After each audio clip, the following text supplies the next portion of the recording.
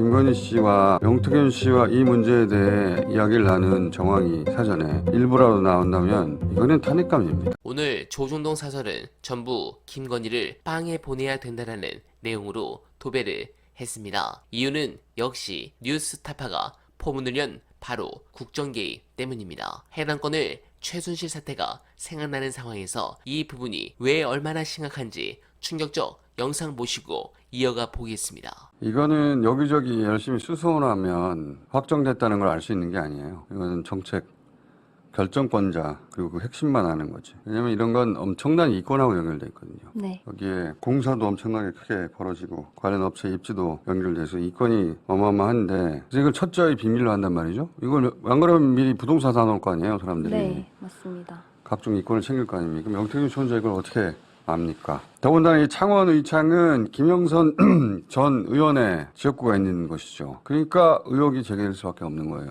혹시 창원이 선정된 그 자체부터 명태균 씨가 관여가 있는 건가? 그리고 그걸 미리 안 것도 그래서인가?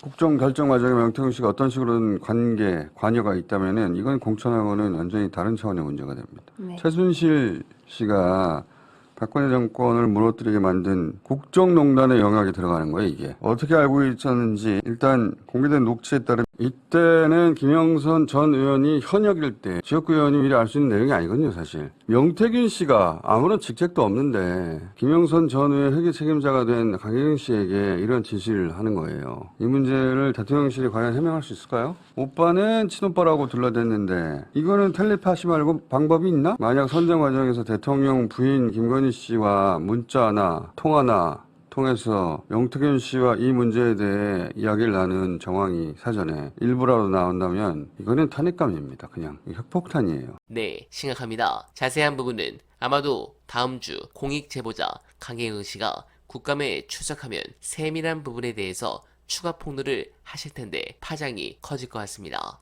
그리고 뉴스토마토 역시 이 부분을 파고 있다고 알려졌는데 문제는 정치권에 도는 소문에 있어 이 창원 산단 하나만 문제가 아니라는 썰이 돕니다. 다른 더 엄청난 이권에 개입한 정황을 추적한다고 하는데 그래서 국힘 내부도 비상사태가 아닐까 생각됩니다. 그러나 사실 이 부분 하나만으로도 민주당 정권이었다면 즉각 탄핵감이었습니다. 이것도 민주주의를 유린한 엄청난 범죄 혐의입니다. 뉴스토마토 보도를 보면 여론조사 데이터에 손을 보라는 명백한 이야기가 나옵니다. 지금까지 명태균이 이야기한 것을 보면 여론조사에 자기는 관련이 없다라고 이야기한 부분과 명백히 배치되는 내용이 나왔습니다. 이 내용이 보도가 되자마자 지금 이 카톡 내용이 나온 겁니다. 공천에 개입을 했고 그리고 이 많은 정치인들과의 관계 여기에 결국 핵심은 제가 계속 이야기했듯이 여론조사입니다. 그 여론조사를 어떤 식으로 손을 대느냐라는 부분에 대해서